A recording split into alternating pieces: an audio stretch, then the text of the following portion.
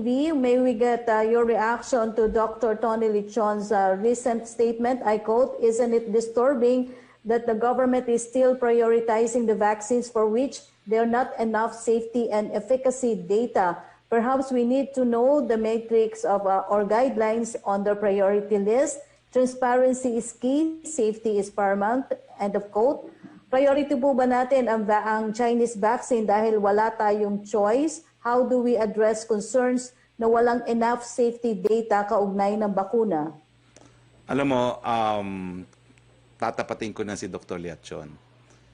Na-edit lang po sa mga talk of the people, pero ang daming beses na po kayong namura ng presidente. Kasi ang sabi niya, kung ano nung sinasabi mo, yung pala, nagnanais ka lang ng posisyon sa gobyerno. Next time po, murahin kayo ni Presidente, I would insist it will be shown to the people. Baka akalain nyo, natutuwa ang Presidente sa inyo. Hindi po. And all the other cabinet members who have been in attendance in the recording of the talk to the people can attest to this. So, wala na po akong masasabi. Sasabihin ko na lang next time, pag nagmura ang Presidente laban sa kanya, ipakita sa buong taong bayan na. Si Spokes, pwede ako magdagdag.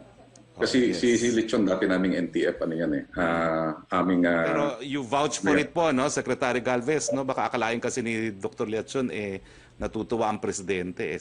Sinabi ko ng katotohanan, no? Opo, tama po yung sinabi po niya, no, ni Secretary Roque, na talagang very questionable yung mga question yan.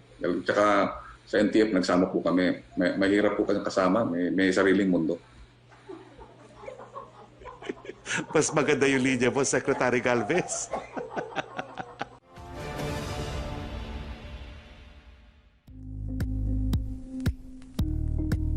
Thank you for watching Politico TV. Please like and subscribe to our channel for more videos.